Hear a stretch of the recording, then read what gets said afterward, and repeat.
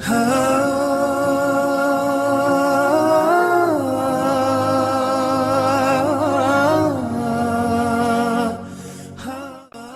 علیکم ناظرین، social Twitter میں ایک بار پھر آپ کو خوش آمدید کہتے ہیں۔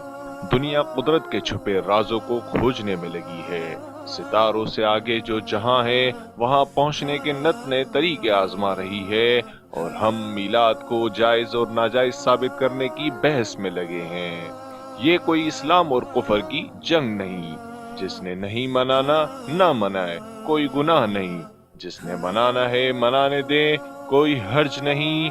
رہی بات غیر شرعی حرکات کی تو وہ ناجائز ہی رہیں گی، چاہے میلاد میں کی جائیں یا شادی جیسی سنت میں۔ بڑے ہو جاؤ اور اتنی وسعت پیدا کرو کہ دوسروں کے عقیدے کا احترام کرنا سیکھو۔ تنقید میلاد پر ہونے والی غیر شرعی حرکات پر ہونی چاہیے، نہ کہ میلاد پر۔ تمام اہل اسلام کو جشن عید میلاد النبی مبارک ہو۔